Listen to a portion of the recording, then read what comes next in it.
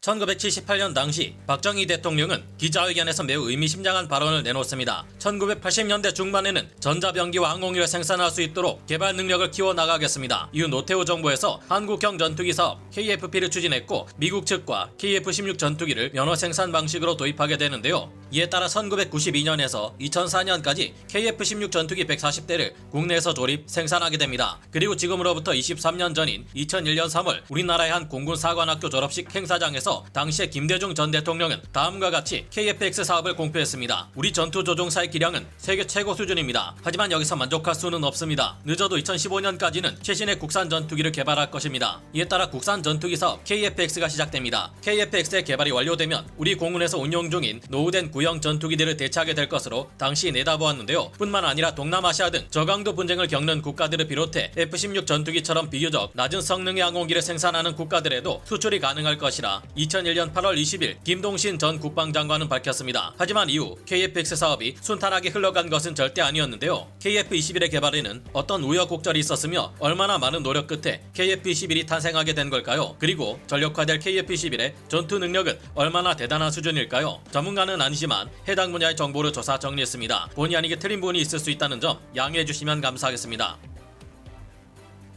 2007년 12월에는 한국개발연구원에서 KF-X 사업을 통한 소요비용 대비 산업파급 효과가 4조 원에서 5조 원으로 적고 해외에서 전투기를 직구매해야 하는 것에 비해 현재 개발 계획은 과다한 비용이 소요되어 직구매 대비 사업 타당성이 부족하다는 견해를 내놓습니다. 또한 2012년 10월에는 카이다에서 건국대학교가 진행한 KF-X 사업의 타당성 연구는 실제 실험 평가 없이 전문가 설문에만 의존해 이뤄졌고 설문자들도 이해 당사자들이었다고 주장하며 제동을 걸었습니다. 카이다는 KF-X 관련 토요 기술의 87%를 이미 우리가 확보하고 있다는 주장은 곧 우리가 더 이상 획득할 기술이 없다는 뜻으로 기술 파급 효과도 그만큼 더 적을 수밖에 없다고 주장했는데요. 이후 국외 국방위원회 국정감사 등에서 KF-X 사업에 대한 문제 제기가 계속되었고 결국 2013년 국방 예산에서 KF-X 사업의 체계 개발에 필요한 예산 299억 원이 전액 삭감되는 일까지 발생합니다. 그러나 2013년 11월 한국과학기술기획평가원에서 반대 의견을 내놓습니다. 연구 보고서를 통해 군 요구 성능 미충족, 전력화 시기 지연, 비용의 불확실성, 해외 기술 협력 업체 미선정, 국제 공동 개발 불확실성 등을 고려할 때 현 시점에서 본격적인 체계 개발 진입 타당성은 확보되지 않았으나 향후 체계 개발 진입을 위해 주요 쟁점에 대한 선결 과제 확인이 필요하다. 해외의 다른 전투기를 직구매하는 방안은 이미 구축한 KF-X의 인프라를 매몰 비용화하고 단절 이후 재구축 시 상당한 시간과 예산이 소요될 것으로 예상됨에 따라 현 시점에서 최적 대안으로 보기 어렵다. 이런 의견을 밝혀 KF-X의 개발은 다시 이어질 수 있게 됩니다. 직접 KF-X를 운용하게 될 우리 공군에서는 단발 전투기보다 쌍발 전투기를 선호했습니다. 쌍발 엔진을 사용할 경우 단발 엔진 전투기보다 비용은 더 많이 들지만 작전적 효율, 안보적 측면 모두를 고려할 때 더 낫다고 판단했기 때문입니다.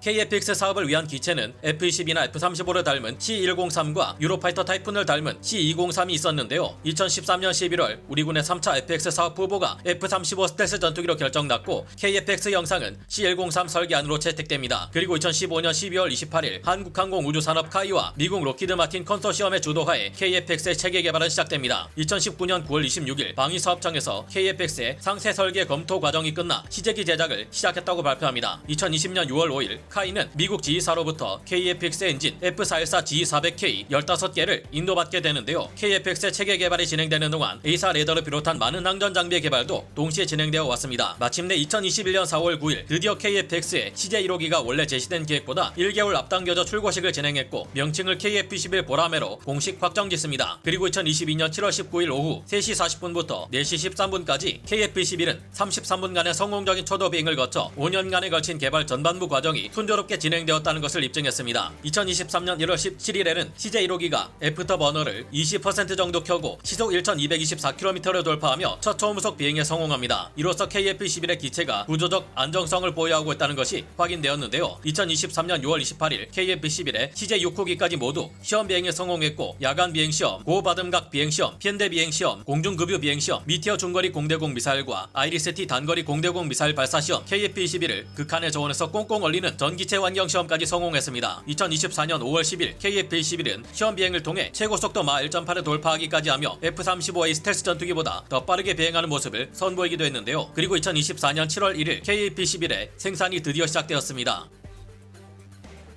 KF-21 전투기의 진짜 성능은 실전에 투입되어야 확실히 알 수 있겠지만 지금까지의 추정에 의하면 매우 강력한 교전 수행 능력을 가질 것으로 예상됩니다. KF-21 전투기는 같은 F414G 400 엔진을 사용하는 미 항공모함의 F-18EF 슈퍼호넷 함재 전투기보다 작고 더 가볍습니다. KF-21의 추력대 중량비는 유로파이터 타이푼에 준하는 수준인데요. 유로파이터 타이푼 전투기가 마 1.2 정도의 제한적인 초음속 순항이 가능하다는 점을 미루어 볼 때 우리의 KF-21 보람의 역시 이 정도 속도의 제한적인 초음속 순항이 가능할 것으로 추정되고 있습니다. KF-21은 스텔스 전투기인 F-22와 매우 비슷하게 생겨 미니 랩터라는 별명을 가졌는데요. KF-21에는 3중 디지털 플라이바이 와이어와 비행을 안정적으로 도와주는 리딩 엣지 익스텐션, 가변 캠버 날개 등이 적용되어 가속력이 매우 뛰어나고 선의 능력과 고반음각 기동 능력 역시 뛰어난 것으로 추정되고 있습니다. 실제 시험 비행 조종사의 주관적인 평가에 따르면 KF-21의 기동성은 서방 전투기 중 가장 기동성이 뛰어난 F-16과 비슷하거나 이를 능가하는 수준이라고 합니다. 덕분에 KF-21은 단거리 공대공 미사일 아이리스-T, AIM-9X 사이드와인더, 기총을 이용한 근접 공중전에서 매우 막강한 능력을 발휘할 것으로 보입니다. 엄연히 KF-21은 5세대 스텔스기가 아니지만 극히 위험해질 근미래 전장에서 생존성을 확보하기 위해 F-18EF 슈퍼호넷보다 낮은 수준의 제한적인 스텔스 성능을 가지기 위한 많은 조치가 적용되었습니다. 적의 레이더에 탐지되지 않을 정도까지는 아니라도 비교적 낮은 RCS 수치는 모든 작전 수행에 있어 크나큰 이점을 가져다 주는데요. KF-21은 RO 수준의 낮은 RCS 수치를 가질 것으로 추정되고 이는 다른 전투기들에 비해 훨씬 뛰어난 작전 수행 능력을 부여할 것으로 추정됩니다. 이 덕분에 KF-21은 F-16 전투기에 비해서는 4.1배, 슈퍼호넷에 비해서는 1.2배의 공대공 임무 수행 효과를 가질 것으로 예상되는데요. 또한 F-16C 전투기에 비해서 KF-21은 1.3배 공대지 임무 효과를 달성할 수 있을 것으로 예측되고 있습니다. KF-21에 탑재되는 국산 A4 레이더는 F-16V에 탑재되는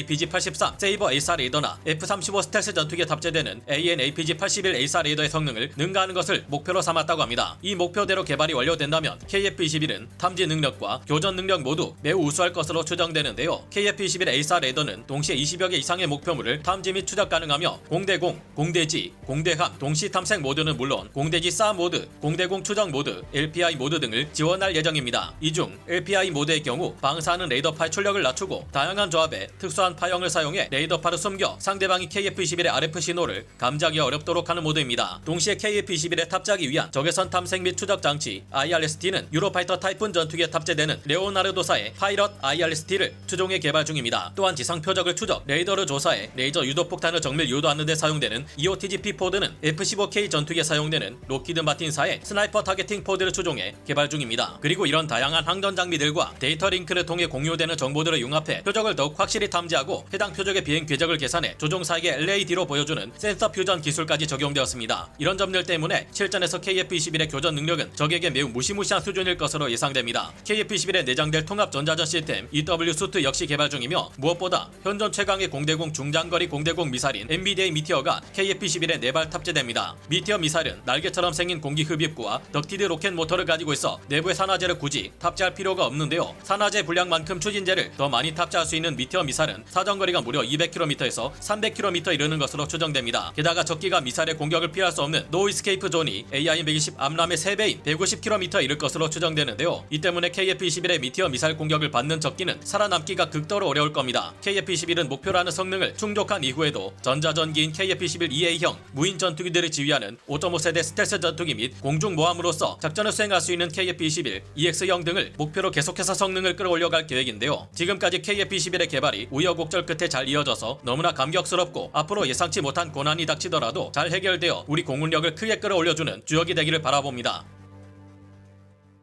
우리나라와 로키드 마틴이 함께 개발한 FA-50 공격기가 점점 더 강력한 성능을 가진 전투기로 개량되는 동시에 기존의 이를 500대 이상 운용하는 여러 국가들은 물론 미국과 일본에서도 관심을 드러내고 있는 상황입니다. 2024년 7월에 진행된 대규모 다국적 연합 공중훈련인 2024 피치블랙에는 필리핀 공군이 우리나라로부터 도입해 운용 중인 FA-50 PH가 처음으로 참가했는데요. 미국의 F-22와 이탈리아 F-35B, 프랑스의 라팔, 인도의 수호이-30 MKI를 비롯해 16개국 공군의 강력한 전투기들이 참여하는 역대 최대 규모 연합훈련인 2024 피치블랙에 한국이 개발한 FA-50이 참가한 것은 대한민국 항공산업 역사에 중요한 한 획을 그은 일로 평가받고 있습니다. 만약 세계 최대 규모의 군사력을 자랑하는 미국에 우리가 역으로 T-50 훈련기를 수출하는 데 성공할 경우 그 수량만 최대 1,100여 대에서 1,300여 대에 이를 전망인데요. 미군의 제식 장비가 된다는 것은 전 세계 서구 진영 국가들이 운용하는 훈련기에 표준이 된다는 뜻이기에 이후 어마어마한 수출 폭발로 이어질 수 있기에 놓칠 수 없는 기회입니다. FA-50 공격기는 한국항공우주산업 카이와 미국의 로키드 마틴이 함께 개발한 T-50 훈련기를 기반으로 개발된 공격기인데요. 특히 차기 훈련기 사업에서 보잉의 T-7A 레드호크를 선택했다가 갖은 결함으로 온갖 고생을 하고 있는 미국은 다시 더 뛰어난 성능의 T-50 훈련기에 주목하고 있습니다. 뿐만 아니라 2022년 발발한 우크라이나 러시아 전쟁을 지켜본 유럽 국가들, 중국의 군사적 위협을 받고 있는 동남아 여러 국가들은 물론 남미의 페루까지 우리 한국의 FA-50에 주목하고 있는데요. 이런 FA-50은 왜 개발되었으며 얼마나 더 강력하게 진화하고 있을까요? 전문가는 아니지만 해당 분야의 정보를 조사 정리했습니다. 본의 아니게 틀린 부분이 있을 수 있다는 점 양해해 주시면 감사하겠습니다.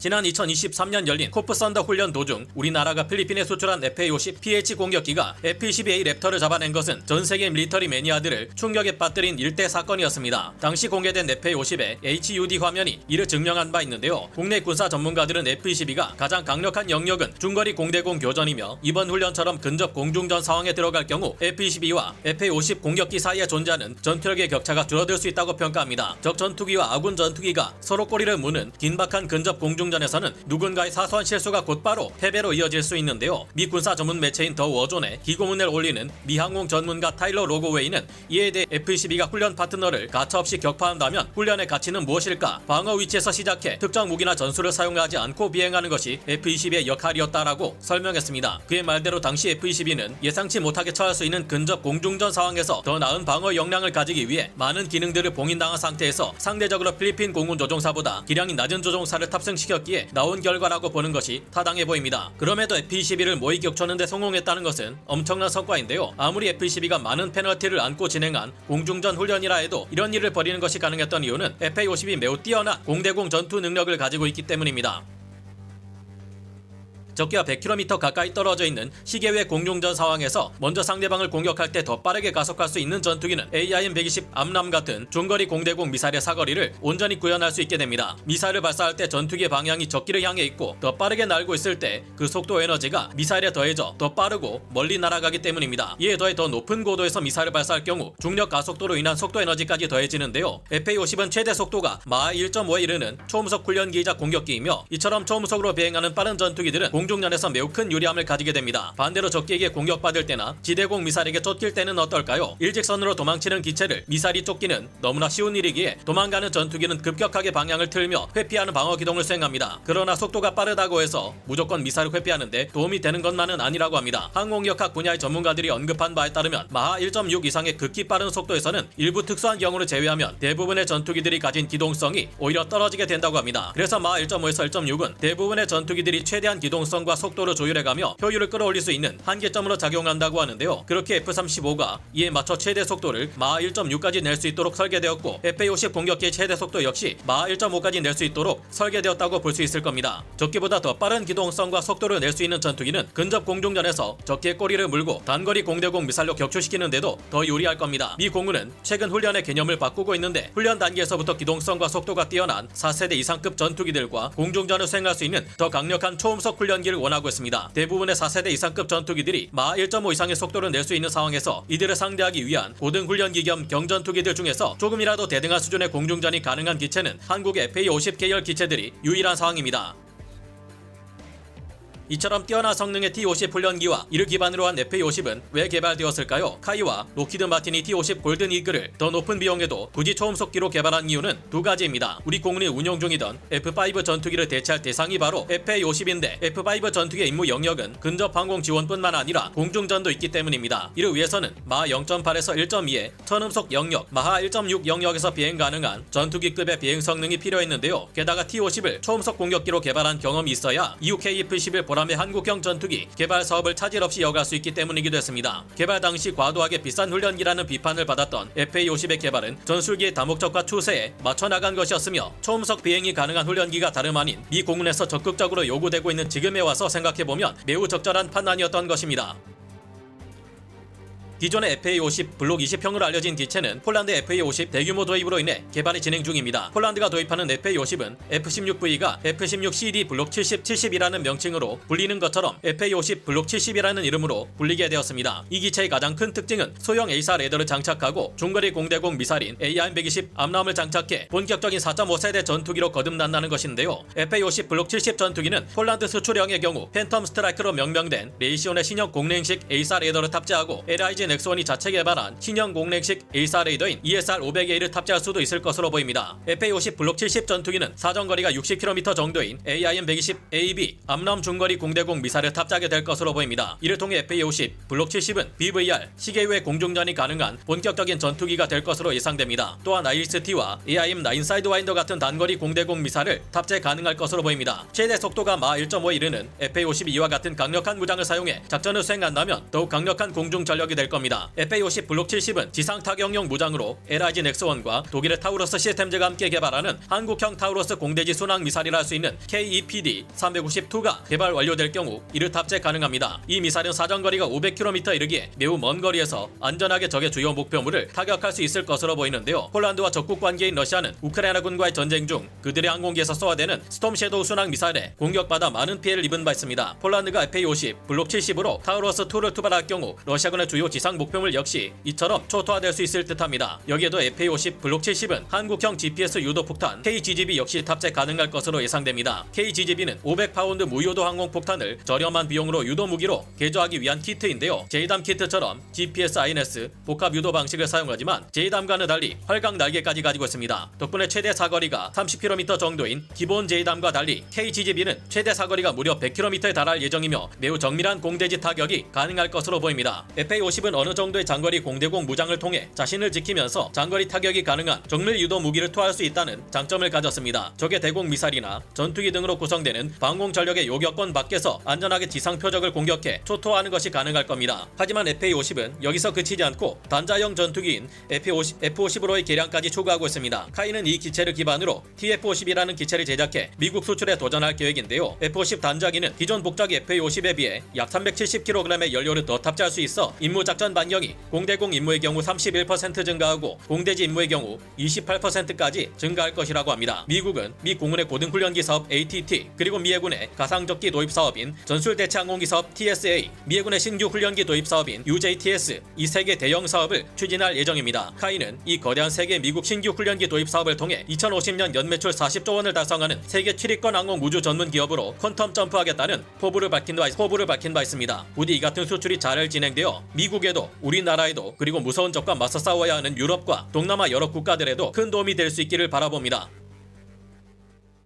TF-11이 전력화되지 않은 지금 가장 활발하게 활동하며 우리의 영웅을 지키는 주력 전투기가 있습니다. 현재 우리 공군의 F-15K 전투기는 가장 많은 시간을 비행하며 한국 공군의 평균 연간 비행 시간보다 1.56배에 이르는 활동을 지속 중인데요. 연합훈련을 실시한다는 이유로 우리의 카디즈를 아무 경고 없이 침범하는 적 항공기와 호위기들에 대응하기 위해 항속거리가 짧은 KF-16 전투기를 출격시키는 데는 한계가 있습니다. 그러나 최강의 떡대를 가진 F-15K는 장거리 작전 수행이 가능하며 공대공, 공대지, 공대함 임무를 모두 도맡아 수행하는 전천후 다목적 전폭기인데요. F-15K는 처음 도입될 당시에는 미군 F-15는 물론 아시아에서 최강의 스펙을 가진 F-15 전폭기들이었습니다. 그러나 우리의 주변국들이 5세대 스텔스 전투기를 개발하고 일본 역시 F-15J 전투기를 개량함에 따라 우리 공군 F-15K의 전력 우위는 무너지고 너무 많은 임무를 수행하며 조종사들의 피로가 누적되기 시작했습니다. 그러나 이런 우리의 F-15K 전폭기 59대가 가장 최신형인 F-15EX 전폭기에 탑재되는 최강의 전자전 시스템 이파스를 도입하고 전반적인 성능을 F-15EX급으로 끌어올리며 더욱 강력한 능력을 자랑하게 될 전망입니다. F-15K 전투기는 왜 도입되었으며 얼마나 강력한 성능을 가지고 있을까요? 그리고 F-15EX급으로 개량되는 우리 공군의 F-15K 전투기들은 얼마나 더 강해질까요? 전문가는 아니지만 해당 분야의 정보를 조사 정리했습니다. 본의 아니게 틀린 부분이 있을 수 있다는 점 양해해 주시면 감사하겠습니다. F-15K가 처음 도입될 때의 상황은 매우 험난했습니다. 우리 공군은 노후화된 F-4 전투기를 대체하기 위해 해외 4세대 전투기 혹은 4.5세대 전투기를 도입하려 했습니다. 1997년 IMF 사태가 터져버려 계획이 급격히 축소 및 연기되었고 원래 120기를 도입하려던 계획도 계속 줄어 40여기 규모로 줄어들었는데요. 이후 차세대 전투기 도입 사업을 공개 입찰로 정하겠다는 발표가 나왔고 경쟁 후보는 러시아의 수호이 35, 프랑스의 라팔, 유럽의 유로파이터 타이푼, 미국 F-15E 이렇게 4개 기종이 최종 경쟁자가 됩니다. 이때 우리나라에는 반미 분위기 가 엄청나게 퍼졌고 반미 성향을 가진 이들은 F-15로 지나칠 정도로 비판했고 프랑스의 라팔을 지나칠 정도로 찬양해 댔습니다. 하지만 국방부의 1차 최종 평가에서 경쟁한 것은 라팔과 F-15였는데 둘의 점수 차이가 고작 3%밖에 나지 않았는데요. 2차 평가에서 한미 연합작전을 진행할 때 효율성 면과 대형 공대지 무장 및 정밀 타격용 플랫폼으로 F-15의 운용이 라팔보다 더 적합하다는 판단을 내림에 따라 우리 공군이 도입하는 전투기는 F-15로 결정되었습니다. 당시 미국이 F-15 전투기를 일본이나 이스라엘 등 해외에 수출할 때는 대부분 성능 성능을 다운그레이드 시켜 수출했지만 그중 유일하게 오히려 성능을 더 개량해 미 공군 F-15보다도 강력한 성능을 가진 채 수출한 것이 바로 우리 공군의 F-15K 전투기였습니다. 한때는 우리 공군이 기동성이 빠른 KF-16 전투기와 최강의 스텔스 전투기로 불리는 F-35A를 60대까지 확보하게 되었기에 F-15K는 KF-16에 밀리고 F-35에 깔리는 계륵이 되었다는 말도 있었습니다. 그러나 실제 적국들의 도발에 맞서 가장 많이 활동하고 있는 것들은 이 F-15K 전폭기들인데요. F-35는 유사시 가장 중요한 역할을 맡아야 할 우리 공군의 하이엔드급 기체인데다 F-15K보다 전투행동 만형이 좁고 최고 속력 또한 떨어집니다. 만약 적의 도발로 인해 한시라도 빨리 긴급 출격해야 할 경우 이럴 때는 F-35A가 아니라 F-15K를 보내야 하는데요. KF-16 역시 전투행동 망령이 짧아서 문제가 되는데 우리 공군의 KF-16 전투기가 중부 내륙 공군기지에서 출격해 독도 부근에서 채공할 수 있는 시간은 길어봤자 10분밖에 되지 않습니다. 이래서는 사실상 동해상까지 장거리 임무를 수행할 수 없으며 공중급유기의 도움을 받으면 된다고 하지만 한시가 급한 상황에서 이는 현실적으로 어렵다는 의견도 있습니다. 우리 공군의 공중급유기들은 이제 막 실전 배치 단계를 밟고 있으며 긴급 발진 상황에서는 공중급유를 할 시간이 없다는 주장도 있는데요. 게다가 중국과 러시아가 자국 폭격기들을 우리 카디즈로 보내 연합훈련을 실시할 때 이들을 호위하기 위해 소위 35 같은 전투기를 보낼 경우 KF-16 전투기로는 대응이 어렵다는 의견도 있습니다. 그래서 우리 공군은 이런 일이 발생할 때마다 대구 공군기지에 주둔하는 F-15K 전투기들을 출격시켜 대응하고 있습니다. F-15K는 우리 공군의 전투기들 중 가장 큰 체급을 가진 전투기로 전투행동 망령이 1967km에 달합니다. 게다가 컨포멀 연료 탱크를 추가로 장착할 경우 편도로 5500km에 달하는 거리를 비행할 수 있다는 엄청난 장점이 있는데요. 조종사가 쓰는 헬멧 자체 조준 장치가 연동되어 있어 바라보기만 해도 조준이 되는 JHMCS 시스템 역시 적용되어 있습니다. F-15 전투기 자체가 제공 전용 전투기로 개발된 기체인 만큼 뛰어난 공중전 능력과 동시에 지상의 핵심 표적들을 정밀 폭격하는 능력을 모두 갖추고 있는 전폭기입니다. F-15K는 우리 공군이 보유한 전폭기들 중 가장 많은 무장 탑재량을 가지고 있으며 적의 중심이 은밀히 침투해야 하는 F-35A가 운용할 수 없는 슬램 ER, 타우러스 공대지 순항 미사일과 같은 장거리 정밀 유도 무기를 운용할 수 있습니다. 게다가 우리 공군 F-15K는 F-15EX급 사양으로 개량을 진행 중이고 이 개량이 끝나면 2040년대까지 더더욱 많은 무장을 탑재할 수 있는 대형 전폭기이자 최강의 전자전 능력을 갖춘 막강한 기체로 다시 태어나게 되는데요. 2022년 12월 방사청은 2024년부터 2034년까지 약 3조 4,600억 원을 들여 F-15K 성능 개량 사업을 진행하기로 의결했습니다.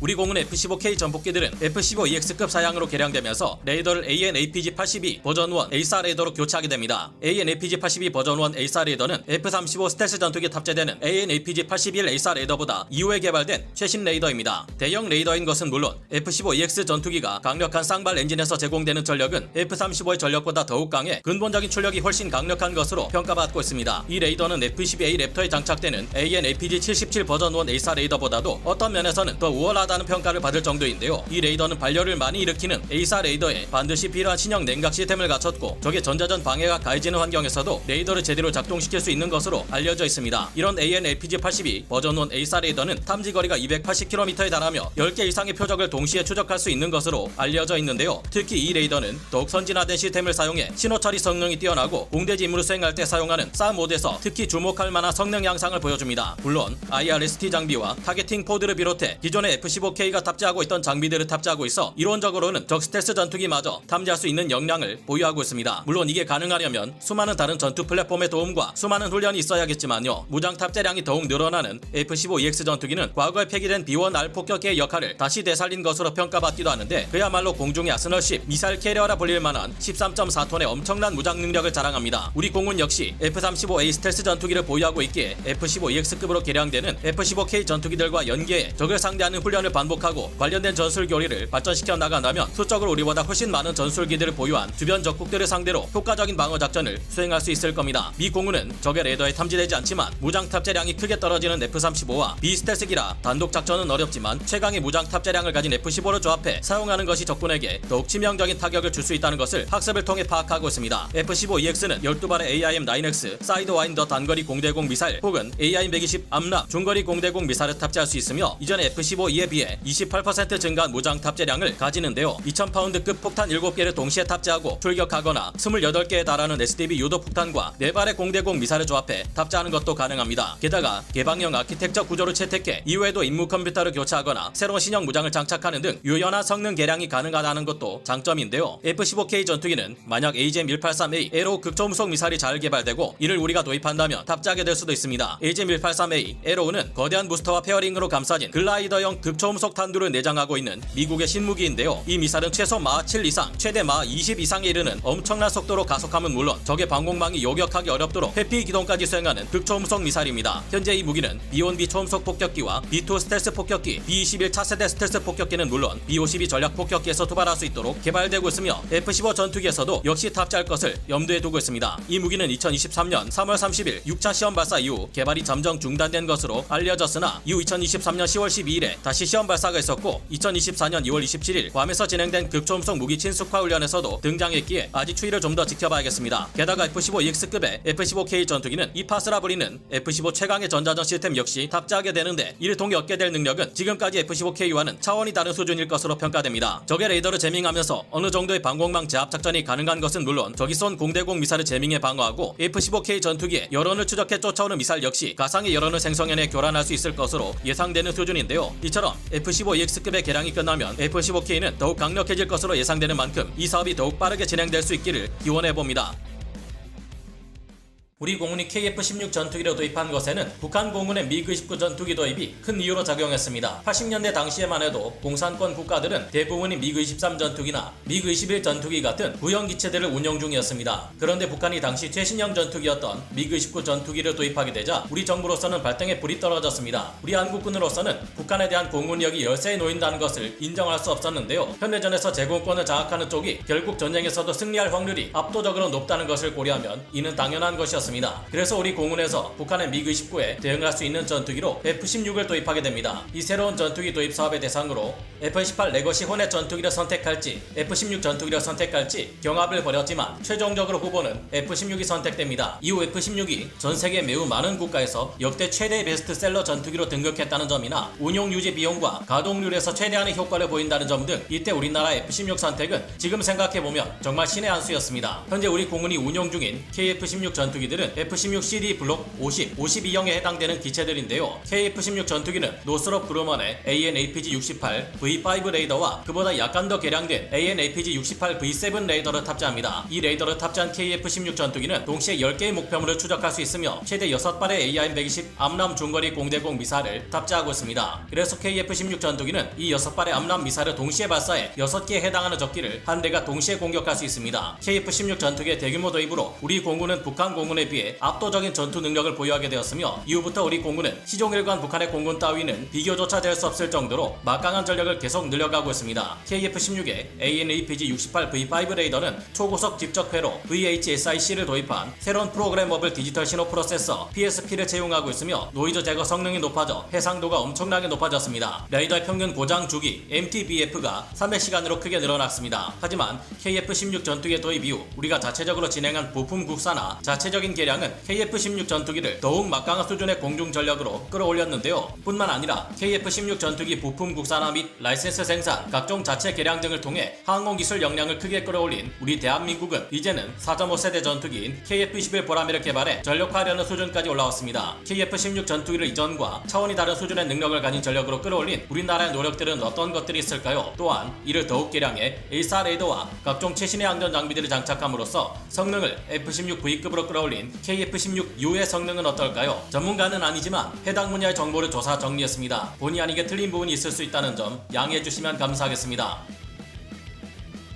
F-16CD 블록 40, 42형에 탑재된 레이더보다 2배 빠른 처리 속도를 가진 KF-16의 레이더는 데이터 모뎀, IDM을 포함하고 있어 데이터 통신도 가능합니다. KF-16 전투기는 2000년 이후부터 자체적으로 모듈러 임무 컴퓨터 MMC를 100여 차례 걸쳐 개량했는데 우리가 자체적으로 이런 개량을 진행했다는 점은 굉장한 성과입니다. 우리 공군 KF-16 전투기들이 실질적으로 전투력을 크게 상승시킨 큰 의미가 있는 개량은 한국군이 독자적으로 진행한 제2담 통합입니다. 우리 군은 북한군의 장사정포 진지를 타격하기 위해 KF-16 전투기들의 제2담 활공 유도 폭탄을 투발할 수 있도록 자체적인 개량을 실시했는데요. 지난 2011년 2월 직도 사격장에서 KF-16 전투기의 제2담 실사격에 성공하면서 이 개량이 성공적이라는 것을 알리게 됩니다. 우리 공군은 운용하는 모든 KF-16 전투기들에 관련된 소프트웨어 연구 업로딩을 완료하고 조종사 교육을 완료함으로써 실전에서 제2담을 운용할 수 있는 강력한 능력을 확보하게 됩니다. 게다가 2015년 말부터 우리 공군의 KF-16 전투기들은 AN/AAQ-33 스나이퍼 ATP 포드를 운용 중이라는 것이 밝혀집니다. 이 포드는 전투기는 단좌형, 복좌형 기체를 가리지 않고 사용되며 전투 공중 초계 임무를 수행할 때는 물론 공대지 타격 임무를 수행할 때 이 포드를 사용하는데요. 이 스나이퍼 포드는 기존 공대지 타격 임무에 사용되던 랜턴 포드에 비해 3배에서 5배나 뛰어난 성능을 가지고 있습니다. 이 포드를 사용해 지상을 관찰할 경우 고속도로를 달리는 차량의 모델을 식별할 수 있을 정도로 해상도가 뛰어난 영상을 제공한다는데요. 또한 레이저 공대지 정밀 유도 무기에 정밀 유도 또한 가능합니다. 이 스나이퍼 포드의 장착과 제2담 운용으로 우리 공군의 주력 전투기 KF-16은 대지상 타격 능력이 이전과는 비교할 수 없을 정도로 강해졌습니다. 수량으로 보나 성능으로 보나 우리 공군의 가장 주력 전투기로 활약 중인 KF-16 전투기는 이제 기존의 성능과는 비교조차 할 수 없는 F-16V급으로 성능 개량을 추진 중입니다. 현재 전체 131기의 KF-16 전투기들 중 개량을 끝낸 전투기는 약 2개 대대분 이상에 이르는 것으로 알려졌는데요. KF-16U 전투기는 신형 A사 레이더인 AN/APG-83 세이버를 장착하고 새로운 임무 컴퓨터와 전자전 장비, 향상된 조종관 등을 탑재해 기존과는 차원이 다른 전투력을 확보하게 됩니다. JH-MCS-2 HMD 시스템과 AIM-9X 블록2 미사일의 연동이 가능하도록 소프트웨어 개량 및 설비 장착 역시 진행되는데요. AN/APG-83 세이버 A사 레이더를 사용하는 KF-16U는 빠르게 비행하는 20개 이상의 표적을 동시에 탐지 가능하고 그 중에서도 최우선 표적 6개를 동시에 탐지 및 추적하는 것이 가능합니다. 적이 전자전 재민 공격을 KF-16U 전투기에 가해도 A사 레이더와 전자전 장비 덕분에 이를 방어할 수 있는데요. 기존의 패사 레이더가 전파 발생기를 하나만 가지고 이 전파를 각각의 통신기로 발사한다면 A사 레이더는 수천 수백 개에 달하는 TR 모듈이 모두 제각기 전파를 생성하고 송수신합니다. A사 레이더를 장착한 KF-16U 전투기는 임의의 주파수를 가진 여러 개의 전파를 조합해 발사할 수 있는데 이는 여러 개의 주파수를 복잡하게 섞어 자연적으로 발생하는 배경 전파와 구분하기 어렵게 위장할 수 있다는 것을 뜻합니다. 이 때문에 F-16V 전투기는 적의 레이더 추적 미사일 공격을 받을 확률이 크게 낮아집니다. 또한 적이 특정 주파수로 전자전 재밍을 가하려 해도 F-16V는 임의의 다른 주파수로 레이더의 주파수를 바꿔버리면 쉽게 무용지물로 만들 수 있습니다. A사 레이더로 장착한 KF-16U 전투기들은 현재 기존의 KF-16과는 완전히 다른 전투기라 평가될 정도로 압도적인 작전 수행 능력을 가지게 되었다고 합니다. KF-16U 전투기들은 기존의 KF-16 전투기들과 달리 링크-16 전술 데이터 링크를 활용해 우리군의 E737 필사의 조기 경보 통제기 및 각종 무인기 전력들은 물론 미군의 MQ-9 리퍼 무인기와 같은 여러 감시 정찰 자산과도 실시간 정보 교환이 가능해졌다고 하는데요. 덕분에 북한의 이동식 탄도미사일 발사 차량이 어디서 어떻게 움직이는지 탐지에 타격하는 임무 등을 매우 효율적으로 수행할 수 있다고 합니다. 기존의 KF-16 전투기에서 문제가 되었던 합성 개구 레이더 SA 운용 역시 가능해졌다고 하는데요. SA는 지상 및 태양에 대해 공중에서 레이더파를 순차적으로 쏜 다음 이 레이더파가 굴곡면에 반사되어 돌아오는 미세한 시간차를 처리해 지상 지형도를 만들거나 지표를 관측하는 레이더 시스템입니다. AN/APG-83 세이버 A사 레이더는 현존하는 공대지 레이더 중 최상급의 해상도로 지상 지형도를 만들어내는 능력이 있기에 KF-16U 전투기들이 뽑아낸 지상 지형도의 사진은 놀라울 정도로 선명하다고 합니다.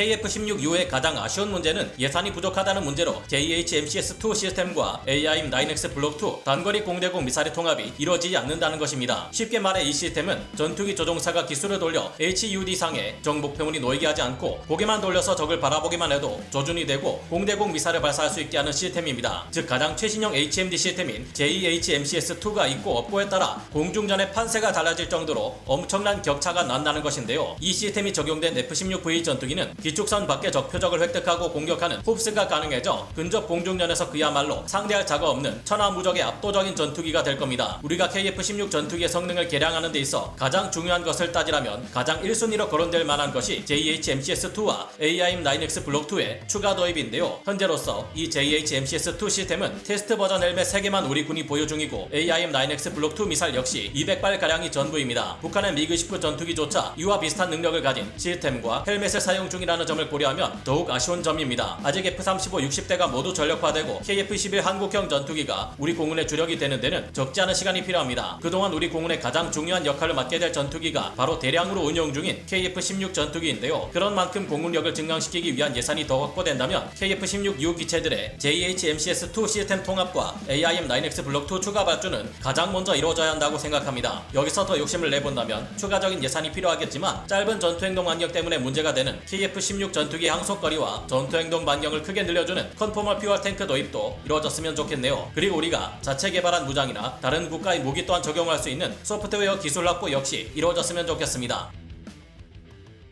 중국과 러시아의 폭격기들이 최근 몇 년간 우리의 방공식별구역 카디즈를 빈번히 침범하고 있습니다. 특히 2024년 7월 말에 중국과 러시아는 사상 최초로 미국과 알래스카 인근의 공역으로 전략 폭격기를 날려보내는 초강수를 두기까지 했는데요. 7월 30일에 중국은 우리의 남해 인근 공역에 미항모 전단을 공격할 때 사용할 WZ-7 전략 정찰기를 3대나 침투시켰고, 러시아에서는 핵무기 투발이 가능한 투폴레프 95MS 전략 폭격기 2대를 동원해 한반도를 에워싸는 행동을 보였습니다. 이때 러시아는 폭격기들을 호위하기 위해 소위 30SM 전투기와 소위 30S 전투기 등도 동원해 첨예한 긴장 상태를 조성했는데요. 이날 중국은 WZ-7 전략 정찰기를 오전부터 저녁까지 제주 남동 해역에서 운용하며 한국의 카디즈와 일본의 자디즈를 침범했기에 이날 우리 공군과 일본의 항공 자위대는 전투기를 긴급 출격시켜 대응했습니다. 만약 이와 같은 일이 또다시 일어날 경우 중국이 제-20 스텔스 전투기를 동원한다면 우리는 어떻게 해야 할까요? 우리 공군은 주변국들의 스텔스 전투기 전력에 맞서 F-35A 스텔스 전투기를 운용 중입니다. 중국은 현재 300여 대 육박하는 제-20을 전력화 중이며 우리 공군은 이에 대응해 39개 F-35A에 더해 20개 F-35A 블록4 전투기를 추가 도입하게 됩니다. 물론 중국의 제-20은 우리로서도 절대 만만히 봐서는 안 될 강력한 전투기이고, F-35는 엄연히 말해 이들을 공격해 격추시키기 위한 요격기로 쓰이기에는 다소 애매한 부분이 있습니다. F-35A의 가속 성능과 기동성은 F-16과 크게 차이가 나지 않는 수준이고, 긴 전투행동 반경과 2000파운드급 공대지 무장을 내부 무장창에 수납할 수 있도록 설계되다 보니 기체가 지나치게 뚱뚱해져 버렸는데요. 그래서 항력이 커져버렸고 현재 버전 F-35A는 초무속 순항이 불가능한 상태입니다. F-35A가 적 전투기들을 낙원해도 빠른 속도로 도망가 버리면 이를 요격하기 어려울 수 있다는 것인데요. 그러나 결과적으로 우리 공군 F-35A는 중국의 제-20 전투기를 충분히 잡아낼 능력을 가지고 있습니다. 여러가지로 분석해 볼 때 중국의 제-20은 우리 공군 F-35A에 대응해 보지도 못한 채 격추될 가능성이 높은데요. 지금부터 왜 그런지 알아보겠습니다. 전문가는 아니지만 해당 분야의 정보를 조사 정리했습니다. 본의 아니게 틀린 부분이 있을 수 있다는 점 양해해 주시면 감사하겠습니다. 중국 공군의 제-20 전투기가 강력한 이유는 레이더로 쉽게 탐지하기 어려운 스텔스 전투기이면서 내부 무장창에 최대 사거리가 200km에서 300km에 이른다는 PL-15, PL-17 공대공 미사일을 탑재하고 있기 때문입니다. 제-20이 어떤 성능의 레이더를 사용하는지, 이처럼 긴 사거리의 미사일을 자체 레이더로 낙원에 발사할 수 있는지 등 많은 정보가 공개되지는 않았습니다. 현재까지 이 미사일은 상대편의 항공기들 중 가장 핵심 목표물 중 하나인 조기경보 통제기를 노릴 것으로 알려져 있는데요. 이 장거리 미사일들을 최대 사거리에서 발사할 수 있다면 먼저 공대공 미사일을 발사할 수 있기에 상대편 전투기들에는 매우 큰 위협이 될 겁니다. 제-20이 발사하는 PL-17 장거리 공대공 미사일을 회피하려면 상대편 전투기들은 급격한 회피 기동을 실시하며 전자전 시스템으로 따라오는 미사일을 제밍해야 하며 체프를 뿌려대야 합니다. 그리고 이 같은 회피 기동 과정에서 많은 에너지와 속도를 잃기 때문에 뒤이어 따라붙은 제-20이 2차 미사일 공격을 가한다면 피할 수 없게 될 위험이 있습니다. 우리 군의 F-15 전투기나 F-16 전투기와 같은 4세대에서 4.5세대 전투기로는 대응하기가 어려워질 수 있을 겁니다. 한국형 전투기 KF-11 보라매를 설계한 분들의 추정에 따르면 제-20의 RCS 수치가 1제곱미터인 에로급 스텔스 성능에 근접할 것이라고 평가하고 있습니다. 이는 F-35의 RCS 수치인 0.001제곱미터보다는 스텔스 성능이 떨어지는 수치이지만 아로급 세미 스텔스 기체인 KF-11 보라매보다 스텔스 성능이 엄연히 높은 수치입니다. 거기에 더해 2023년 11월 중국은 제-20에 장착하는 WS-15 엔진 개발에 성공했으며 양산 단계에 들어갈 것이라고 밝혔는데요. 이 말이 만약 사실이라면 제-20은 초무속 순항까지 가능한 위협적인 전투기가 될 수 있습니다.